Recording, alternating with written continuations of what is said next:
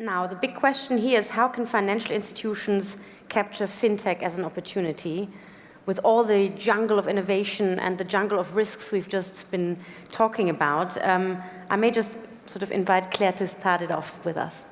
Claire. Thanks, Ruth. So 5 years ago, we had no innovation department in Lloyds. We had a digital team, and about 7 years ago, we probably had like 5 million customers online in our website, and it was really early days in mobile. As we went along, like Zach wanted to create our innovation department, and we set up a threefold strategy that I ran for 5 years. The first part was we had a corporate accelerator that was enabling any experiment, proof of concept to be built, where we had all the discipline together, engineer, service design, UX, CX. So that sounds now very familiar, probably, but at the time being, we recruited the first service designer in Lloyds. We were also able to partner with startups. We created a framework working with our risk division and our sourcing department in order to do that very quickly.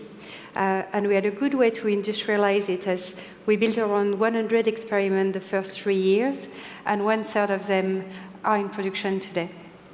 The second thing we were doing is we created a team for changing the culture and bringing the outside in. So some of you may have heard about our digital espressos or espresso martinis, but we really consider that innovation is not something we do by yourself. And this was true internally, but also externally. And last, we built a FinTech team that was more to work with late-stage startups, identify areas where really there was opportunity to de-risk the way Lloyd's investment was going, and we had a 1 billion investment. I should precise, Ruth, I just move on roles. I'm the risk transformation director.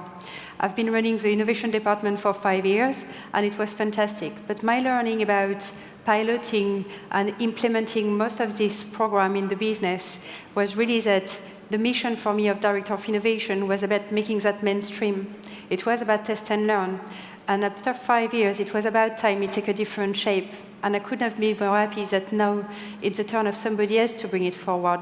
But I saw my roles evolving so much over the 5 years in these partnerships. I saw my role being at the government in open banking, about setting regulation, about encouraging at Tech City. We are creating a framework about how FinTech can collaborate with banks that will be similar in the UK around the 4 major banks, but also available for anybody. So we really saw the collaboration and the ecosystem moving forward. And I guess my choice was, as we were going along, I found interesting more and more the project on data and regulation, and you've been talking a lot about it. And it's really the core of banking. It's really about how do we lend money, and that's why I made this choice. Excellent. Well, a lot going on in Lloyds. So, Natasha, from a Greek perspective, yeah. Sure. So at Hellenic Bank, we started our transformation about 3 years ago, and the focus has been on shifting the mindset from an organization that is product-centric to becoming customer-centric. Customers these days have extremely high expectations. They keep benchmarking products all the time. They know what good looks like, and we need to deliver to meet those expectations at pace, and also influence trends if we can. So we've been focused on 4 key areas in achieving what it is that success means to us. The first area is changing the operating model of the bank, and that has involved multiple iterations of the organizational structure. The latest iteration has involved grouping together all the channels, so the distribution aspect of the customer experience, so that we would eliminate the silos and have one reporting line so that we could have one common strategy to deliver a unified customer experience across all channels. So my area of responsibility has expanded, and basically branch experience, ATMs, the contact center, digital banking and innovation are all grouped together under one reporting line. Another area that we're focused on is making design a business priority for the bank, since it's an outside-in approach to achieving things, and basically customer experience starts on the outset. Design needs to be a priority. So everything that we've been delivering with a focus on high standards and excellence in terms of user experience has been met because of this strategic approach to having design being a business priority. A third area is partnerships. So we cannot do everything by ourselves, even though a lot of banks are preaching that they want to become technology companies or fintech companies. The reality is very far from that at the moment. So we cannot do everything ourselves. We acknowledge that, and partnerships helps us accelerate this transformation and also buys us time to build the internal capabilities where these do not exist. And then the fourth and final area is becoming agile fast.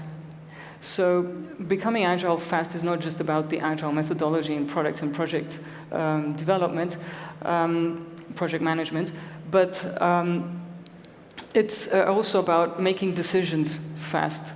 And to achieve that, we have given the autonomy and to small dedicated teams who should make those decisions and achieve faster outcomes.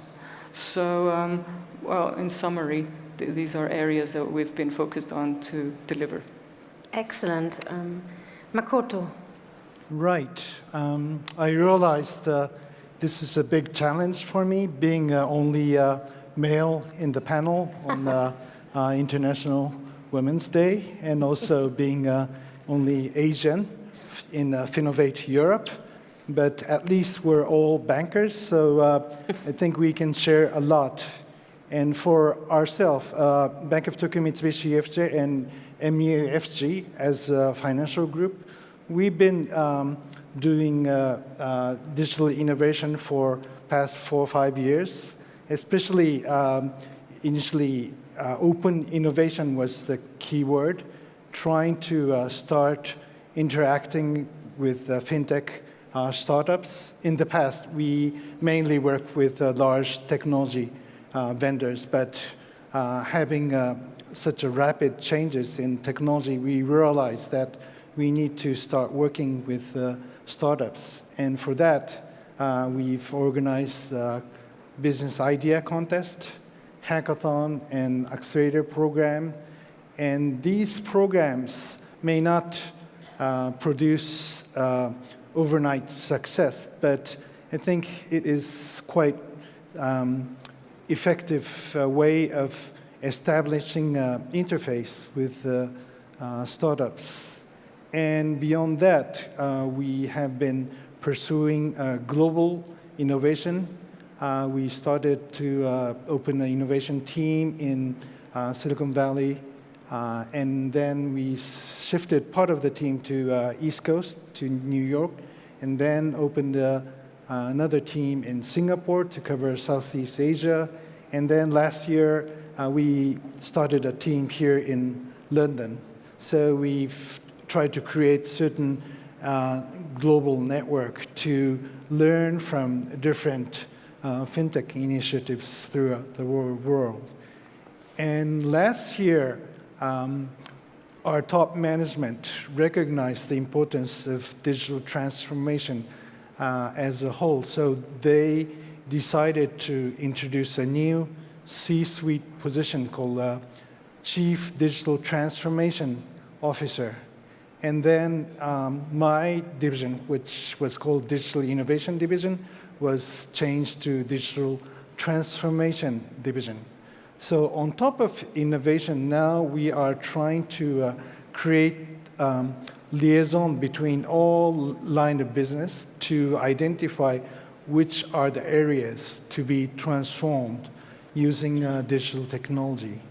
So I think we have been working on transformation from before, but clear message has been given from our top management to the people in the bank that we will put this business transformation using digital technology as a high priority agenda. And I think we are starting to realize that the message is spreading out.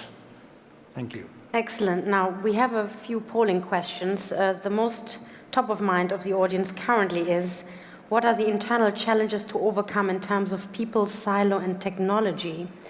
We heard already some aspects from Natasha in terms of the need to actually reorganize, become agile in decision-making, change the way people can decide.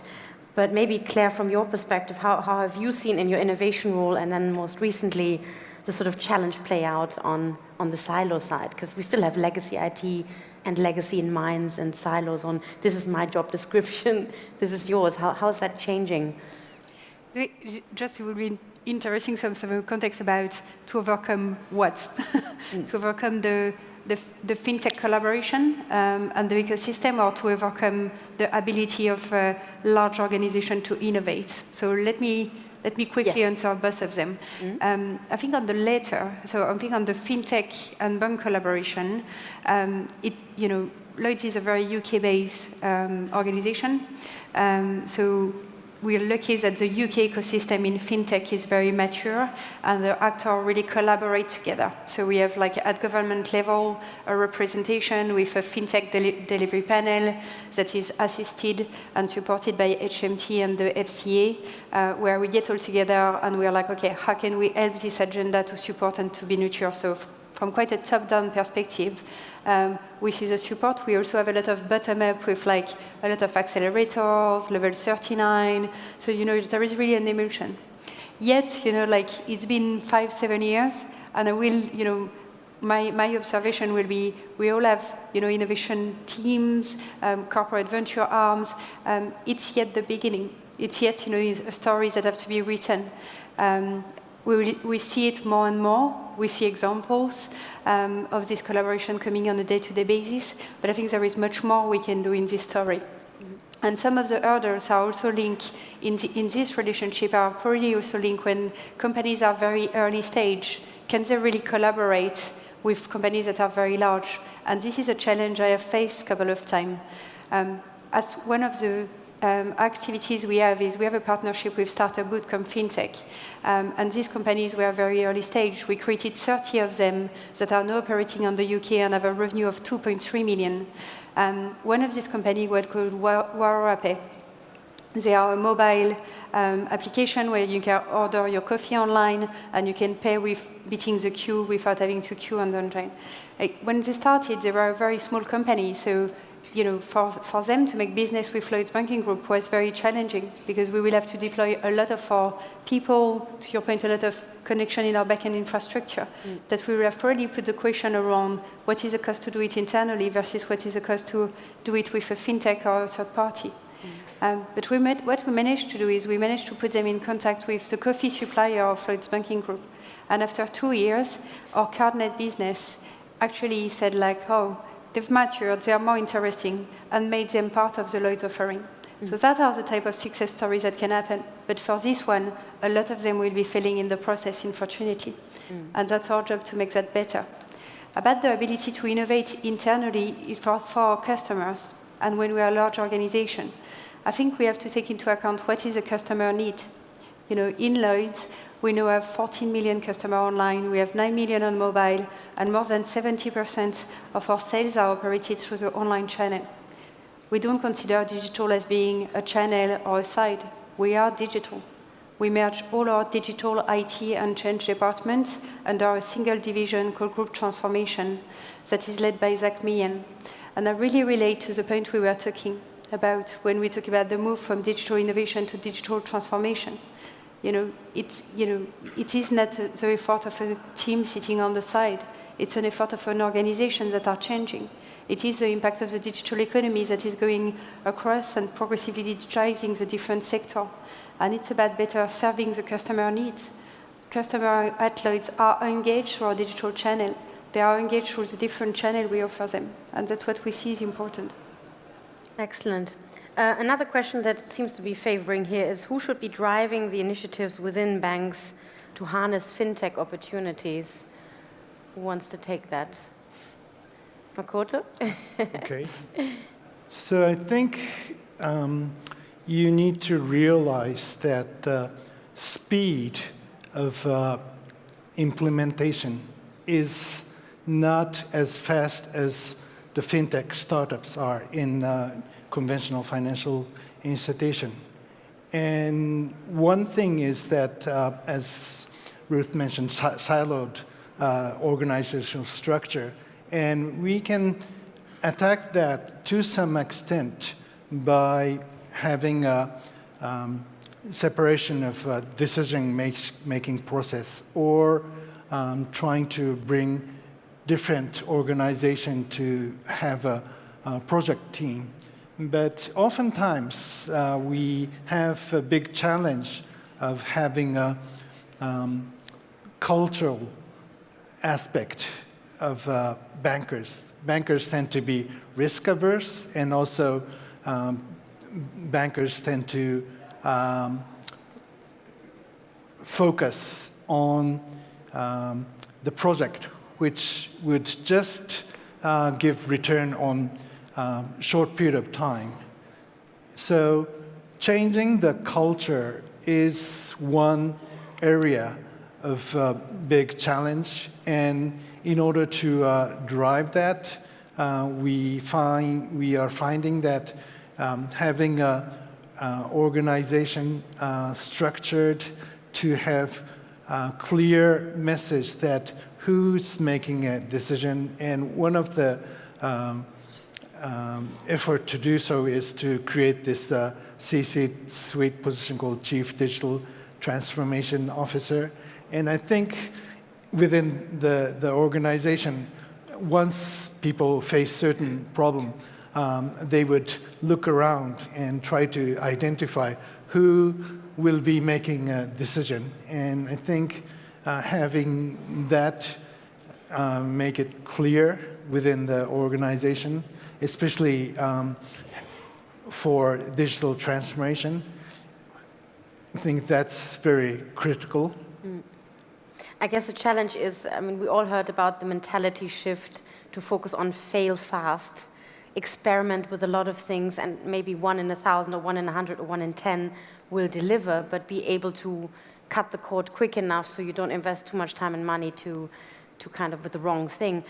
But of course, when you kind of look in the old school short-termist mentality and the shareholder demands and all of these things, there is obviously a challenge of, are we too embedded into a certain culture that has so many cause and effect streams that injecting that new mentality and executing it is really almost impossible. Do you want to maybe comment? In Yes, addition to that, typically on macro level, people are all agree on the importance of digital transformation. Yes. But once it comes to your daily job and ask whether you can make your task more efficient with robotics process automation or artificial intelligence, they would say, well, my task requires special skill over the years. Yeah. And I think that's kind of typical. And in order to crack that, we try to persuade people that even if your tasks are automated, you will have something to do, something better to do. Mm-hmm. And I think in the long run, that's a big challenge. Yeah, Natasha, yeah. Yep. So building a culture of innovation at legacy organizations is probably the hardest thing that you ever have to do, and that's a given. I mean, we can talk about it, but the reality of things is that this is extremely difficult environment. So we try to create a sense of purpose and identity. We're trying to define our DNA as a bank, or our new DNA as a bank that's transforming. But you need support that starts all the way from the board level and then comes all the way down. And I mean, recent examples of struggles that we've had is you get audit coming in and then auditing the ways that you've been failing fast, for example, and basically trying to deliver at pace. So you fail fast, and then you change strategy, and then you start over, and maybe you change vendor, and you do all these kind of things so that you can actually deliver. But then audit walks in and says, so what's all this that you've been doing? And then that creates an environment of fear. So how do you foster innovation when you're being regulated in this manner? And all that gets escalated to the audit committee, and then it goes back to the board. So it kind of contradicts, basically, what we are trying to achieve that starts from the board. Yeah, absolutely. I would really echo the point around the culture. You know, I think there is no silver bullet. I think you go by a lot of ways. I think the opportunities of the collaboration between startups and corporate lies there, because a startup has this culture of genuine agility, speed, customer centricity in most of the time, engineering, data-led type companies. Large organization have the knowledge of managing risk, how do you manage stakeholder, how do you influence, how do you deal with large base of customers. So, it's really how we see it, and we've seen it over the last 5-6 years. How can we foster these two areas? How can we make it something that drives the good out for the customer? I think the interesting journey for Lloyds is over the last 3 years, we've been running a customer journey program, which was a 1 billion investment. And this was end-to-end, looking at the customer needs and going across the digital front end, the middle office operations, and the back end, and to deliver in MVP type of approach. What is the best way to go about that? To not think about a waterfall approach to project, but to think about, I'm going to travel an understand phase where I'm going to really make sure I understand the problem I'm trying to solve and what are the minimum hypotheses I need to solve for that. And then I will run an incubation where I will bring all my teams together on the new skill sets such as service design and system thinking. And we have seen some of this journey re-incubating 2-3 times in short cycles of like 2 months before they arrive to the right problem.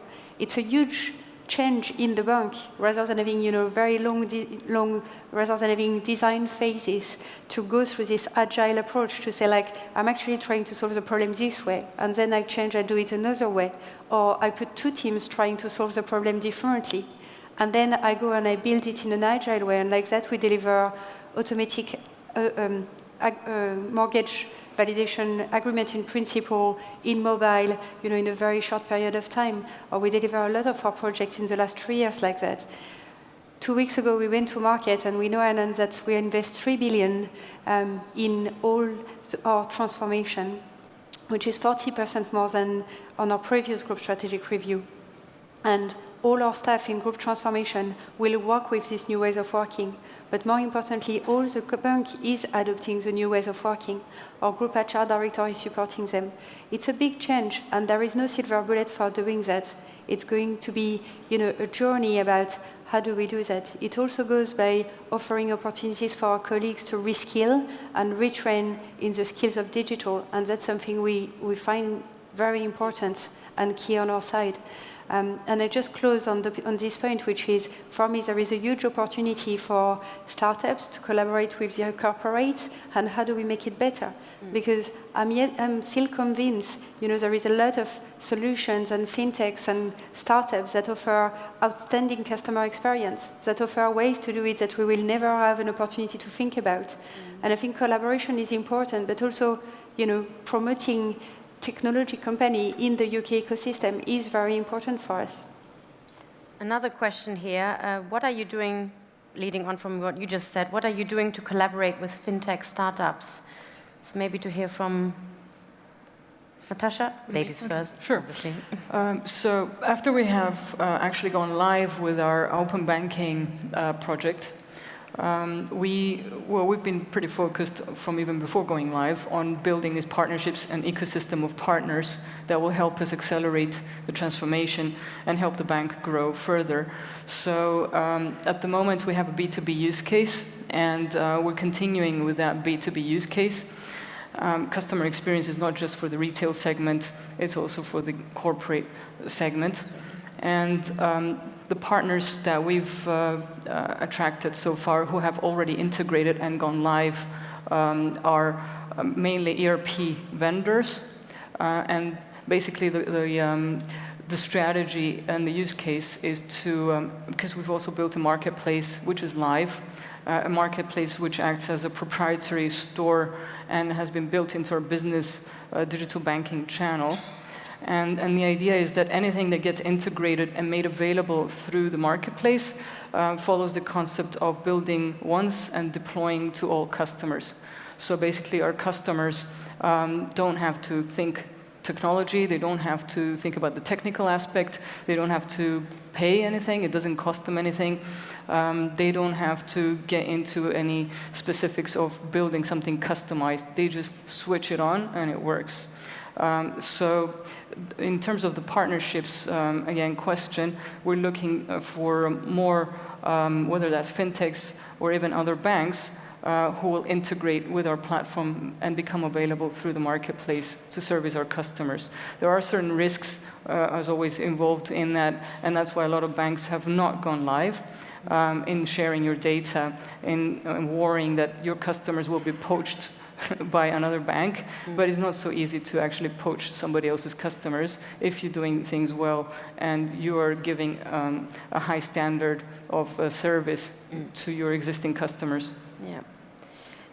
Makoto, maybe in terms of looking at the future of technology, and we've heard again a lot of very interesting ideas this morning, how do you go about actually identifying and evaluating new technology, both in terms of the impact on the customer and functionality, but also is there enough in-house expertise? If we look at chatbots, I mean, chatbots are taking a life on their own, and it's the best coders in the world that can actually only create them. How do you make that happen? Right. It's always a challenge to understand the impact of new emerging technology, and things like blockchain or AI or data analytics, or even nowadays people started to talk about quantum computing. And particularly for those emerging technologies, we may overlook the changes in short period of time, but it may take some time to penetrate into the usage of ordinary people. But for the impact of technology is quite difficult to evaluate in short period of time. So it's always a try and error process where do some proof of concept and then try out and then bring in some experts to give guidance on that. And I think it is quite difficult to have coverage just within bank or the financial group. So it's always important for us to pursue open innovation, to collaborate and to identify who is an expert, who is a person who has knowledge on that. So this is kind of a long journey, never-ending story.